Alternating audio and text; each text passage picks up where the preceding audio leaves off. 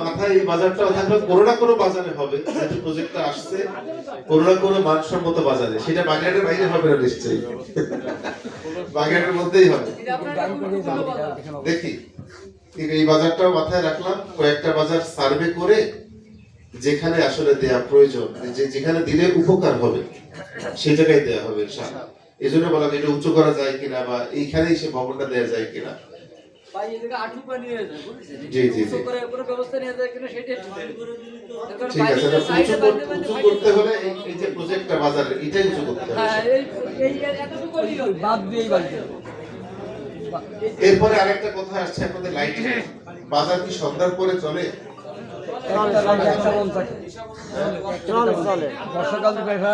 তার মানে যে সোলার বাতিগুলো ছিল সব নষ্ট হয়ে গেছে, আর কি লাইটিং ছিল এখানে? শুধু সোলার বাতি ছিল। সোলার প্যানেল গুলো তো সবই মেয়াদ থাকে কত বছরের জন্য, এইটা কি রিপেয়ার করা যাচ্ছে না, না হচ্ছে না, করছে না তারা? ব্যাটারি নষ্ট হয়ে গেছে। আচ্ছা ঠিক আছে, এটা কারা দিছে? কোন কর্তৃপক্ষ দিয়েছে? আওয়ামী লীগ গভর্নমেন্ট দিয়েছে। না গভর্নমেন্ট তো দেয়নি, একটা আওয়ামী লীগ সরকারের আমলে কিছু হইলো, তার রাস্তায় বাজারে না। আপনাদের রাস্তার থেকে কি বাজারের মধ্যে লাইট দরকার, না রাস্তায় যেভাবে ছিল সেখানে? বেসরকারি প্রজেক্ট। আচ্ছা আচ্ছা আচ্ছা, তাও এই বিষয়টাও দেখবো যে ওইগুলো রিপেয়ার করা যায় কিনা, রিপেয়ার করা না গেলে পরিবর্তন করা যায় কিনা। ইনশাআল্লাহ এই বিষয়টাও আমি লিখে দিয়েছি, আপনাদের এই সমস্যাগুলো আমি লিখে দিয়েছি, আমি সংশ্লিষ্ট জায়গায় কথা বলবো ইনশাআল্লাহ। ট্রাস্টে কিছু অনুদানের কথা বলেছে, ট্রাস্টটা যেহেতু নিবন্ধিত ট্রাস্ট না, আপনাদের যে ট্রাস্টটা করেছেন বণিক সমিতির ট্রাস্ট, তাই না? এটা নিবন্ধিত না, নিবন্ধিত হলে বড় ধরনের ট্রাস্টের অনুদান আসে। যেহেতু নিবন্ধিত না, এটা শুধুমাত্র কিছু মানুষের সমষ্টিগত ট্রাস্ট, এখানে ক্ষুদ্র আকারে আপনারা অনুদান পাবেন, ক্ষুদ্র আকারে, বৃহৎ আকারে পাবেন না। বৃহৎ আকারে পেতে হলে এটা রেজিস্ট্রি করতে হবে, সমাজসেবা অধিদপ্তর থেকে, ট্রাস্টি বোর্ডের থেকে একটা রেজিস্ট্রি করা লাগে। সেই রেজিস্ট্রি যদি করা সম্ভব হতো তাহলে বড় অনুদানের দিকে আমরা আগাতে পারতাম। তাহলে একেবারে কিছু পাওয়া যাবে না তা না, ক্ষুদ্র আকারে ইনশাআল্লাহ আমাদের যে পরিসরগুলো আছে, সরকারের যে উইংস গুলো আছে, যে দপ্তরগুলো আছে, সেখানে আপনারা নির্দিষ্টভাবে আবেদন করবেন, একটা দপ্তরে নয় একাধিক দপ্তরে আবেদন করবেন। সে আবেদনের পরিপ্রেক্ষিতে আমরা ক্ষুদ্র আকারে হলেও সে অনুদানগুলো এখানে দেওয়ার ব্যবস্থা করবেন ইনশাআল্লাহ।